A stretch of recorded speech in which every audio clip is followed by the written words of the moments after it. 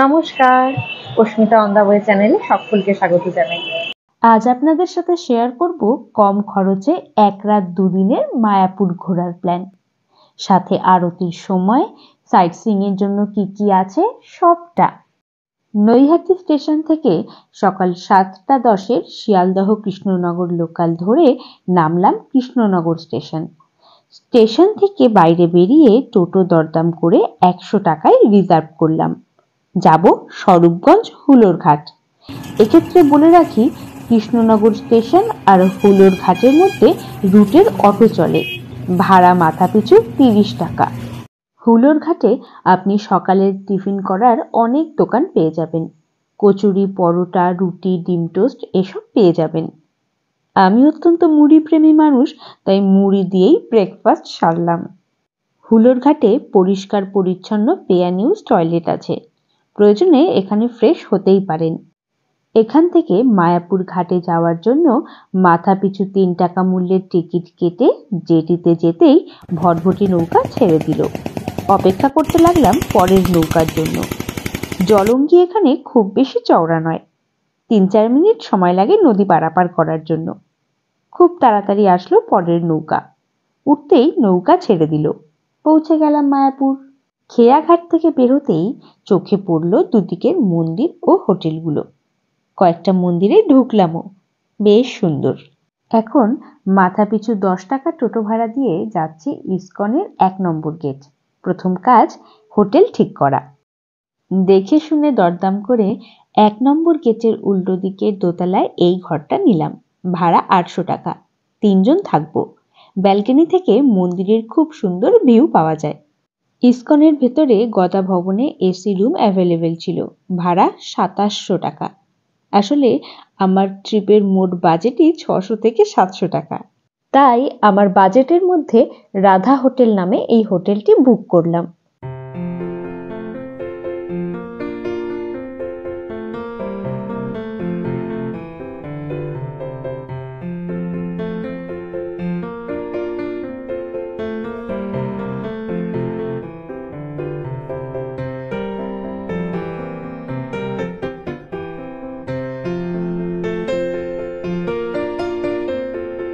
Fresh হয়ে বেরোচ্ছি site seeing এর জন্য। একটা টোটো রিজার্ভ করলাম 250 টাকায়। ইসকনের আশেপাশের সব মন্দিরগুলো ঘুরবো। প্রথমেই আসলাম শিবডোবা। প্রত্যেকটি মন্দিরের ভেতরেই ছবি তোলা নিষেধ। এরপর আসলাম রাধামোহনজিউর মন্দিরে। এই মঠের মধ্যেই রয়েছে থাকার জায়গা। কথা বলে জানলাম 500 টাকার মধ্যেই এখানে রুম পাওয়া যায়। এরপর গেলাম ভগবান শ্রী চৈতন্য মহাপ্রভুর জন্মস্থান। যদিও এই বিষয়ে দ্বিমত আছে, কারণ আমরা প্রায় সকলেই ছোটবেলা থেকে জেনে এসেছি মহাপ্রভু নবদ্বীপে জন্মগ্রহণ করেছিলেন। এরপর গেলাম শ্রীবাস অঙ্গন। এখানে মহাপ্রভুর ভাঙা ঢোল রাখা আছে। একে একে দেখে নিলাম অদ্বৈত ভবন, গদাধর ভবন, শ্রী চৈতন্য মঠ, যেটি নিমাইয়ের মাসির বাড়ি। এর ভেতরে মোট 12টি দর্শনীয় স্থান আছে। কোন মন্দির কোন দিকে সমস্ত ইন্ডিকেশন পরিষ্কারভাবে দেওয়া আছে। রাধাকুণ্ডে অবশ্যই যাবেন। এখানকার মাছ ধরা হয় না, খুব কাছ থেকে মাছেদের খাবারও দিতে পারবেন আপনি। বাইরে থেকে ছবি তোলা গেলেও ভেতরে ছবি তোলা কিন্তু সব জায়গায় নিষেধ।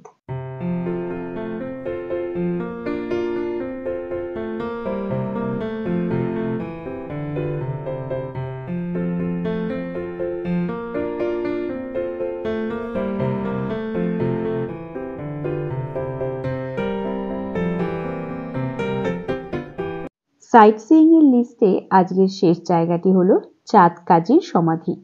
চাঁদ কাজী মহাপ্রভুর ঘোরতর বিরোধী একজন মানুষ ছিলেন, কিন্তু পরবর্তীকালে তিনি মহাপ্রভুর ভাবাদর্শে দীক্ষিত হন।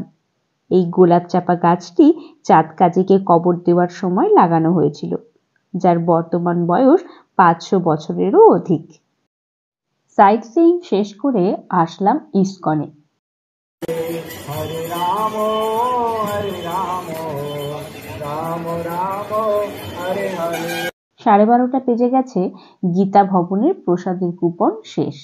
সুলভ কাউন্টার থেকে মাথাপিছু 40 টাকা মূল্যের কুপন কেটে প্রসাদ গ্রহণ করলাম। প্রসাদ হিসাবে ঠিকই আছে, তবে খাবারের গুণগত মান বিচার করলে আমার ঠিকঠাক লাগেনি। দুপুরে ঘন্টাখানিক রুমে বিশ্রাম নিয়ে আসলাম মন্দিরে। মূল মন্দির বা প্রভুপাদ মন্দিরের প্রবেশ শুরু হবে বিকেল 4টে। মন্দির খোলা থাকবে 9টা অবধি। কোনো রকম ইলেকট্রিক গেজেট নিয়ে মন্দিরে প্রবেশ করা যায় না। জুতো ও ব্যাগ রাখার জন্য বিনামূল্যে নির্দিষ্ট জায়গা রয়েছে। মূল মন্দিরে অনেকক্ষণ সময় কাটিয়ে যাচ্ছি চন্দ্রোদয় মন্দিরের দিকে। চন্দ্রোদয় মন্দিরেই কিন্তু সমস্ত আরতিগুলো হয়। চন্দ্রোদয় মন্দির যাওয়ার পথে এনাদের দেখা পেলাম, দাঁড়িয়ে গেলাম কিছুক্ষণ। হরে কৃষ্ণ হরে কৃষ্ণ কৃষ্ণ কৃষ্ণ হরে হরে হরে রাম রাম রাম হরে হরে হরে কৃষ্ণ কৃষ্ণ কৃষ্ণ হরে হরে হরে রাম রাম রাম হরে হরে হরে কৃষ্ণ কৃষ্ণ কৃষ্ণ হরে হরে হরে রাম রাম রাম হরে হরে হরে কৃষ্ণ কৃষ্ণ হরে হরে হরে রাম রাম রাম হরে। এটি চন্দ্রোদয় মন্দির। এখানেও মন্দিরের ভেতরে ছবি তোলা নিষেধ। যেই আরতি আপনারা দেখতে চান সেই সময়ের আধ ঘন্টা আগে কিন্তু মন্দিরে প্রবেশ করে যাবেন, নচেত বসার জায়গা পাবেন না। চন্দ্রোদয় মন্দির থেকে বেরিয়ে মাঠে বসলাম। পাশেই অনেকগুলো খাবারের দোকান, দাম বেশ কম। স্যান্ডউইচ 10 টাকা পিস, চিলি বেবি কর্ন 30 টাকা প্লেট, ভেজ পকোড়া 20 টাকা প্লেট, তবে সবই নিরামিষ খাবার। এটি ইসকনের ভেতরের একমাত্র রেস্টুরেন্ট, যেখানে স্টার্টার, মেইন কোর্স, ডেজার্ট থেকে শুরু করে সবই পেয়ে যাবেন। কিছু কেনাকাটা করার থাকলে এই দোকানগুলো থেকে কিনতে পারেন। এগুলো ইসকনের ভেতরেই। ঠাকুর পুজোর সামগ্রীর নানা ভ্যারাইটি রয়েছে। এছাড়াও রয়েছে ব্যাগ, ড্রেস ও ঘর সাজানোর সামগ্রী। আপনারা যারা হাওড়া দিয়ে আসতে চান তাদেরকে বলি, কাটোয়া লোকাল ধরে নামুন নবদ্বীপ ধাম স্টেশন। স্টেশন থেকে টোটো করে আসুন বড়ালঘাট, সেখান থেকে নদী পেরোলেই মায়াপুর। এবার হোটেলের দিকে পা বাড়ানোর পালা। আজকের ঘোরাঘুরি এখানেই শেষ। ডিনার করলাম আমাদের হোটেলের পাশে এই রেস্টুরেন্টটি থেকে, দাম বেশ কম। পরের দিন সকালে প্রথমেই গোশালা যাব ঠিক করলাম। যারা 4:30-এর মঙ্গল আরতি বা 7টার দর্শন আরতি দেখতে চান তারা সময়ের আধ ঘন্টা আগে কিন্তু মন্দিরে পৌঁছে যাবেন। গোশালা যাওয়ার রাস্তা সবুজে মোড়া। যেহেতু আমি সেপ্টেম্বরে গেছিলাম, প্রচুর কাশফুলও দেখেছি। 1 কিলোমিটার মতো রাস্তা। এখানে বিভিন্ন রকম দেশি ও বিদেশি গরু আছে। আপনার ইচ্ছে মতো আপনি গরুকে খাওয়াতেও পারেন। ভেতরেই খাবার বিক্রি হচ্ছে।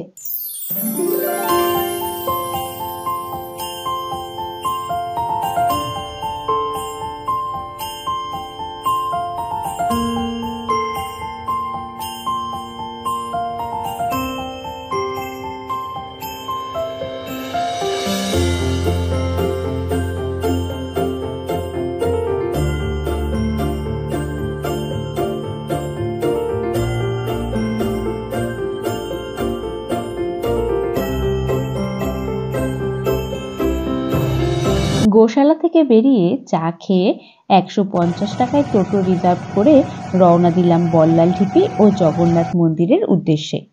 প্রথমে আসলাম বল্লাল ঢিপিতে। আর্কিওলজিক্যাল সার্ভে অফ ইন্ডিয়া 1980 সালে খনন কার্য চালিয়ে পোড়ামাটির মূর্তি, তামা ও লোহার তৈরি নানা প্রত্নসামগ্রী আবিষ্কার করে। এটি নদিয়া জেলার অন্যতম প্রত্নস্থল। সেন বংশের রাজা বল্লাল সেনের নামানুসারে ঢিপিটির নামকরণ করা হয়েছে।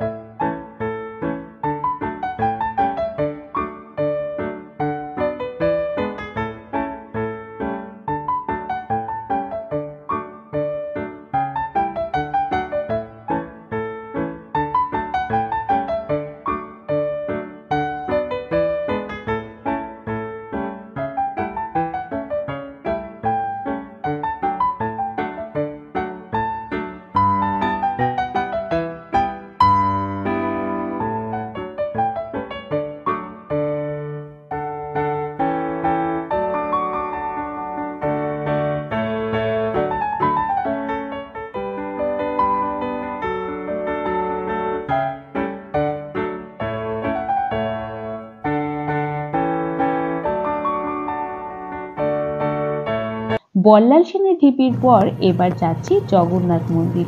এটি মন্দিরের প্রবেশদ্বার। ভেতরে আছে শিব মন্দির, জগন্নাথ মন্দির ও সীমান্তিনী মন্দির।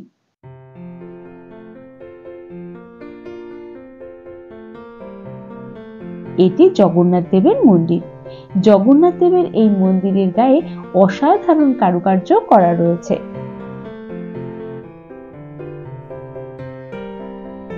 এবার ফেরার পালা।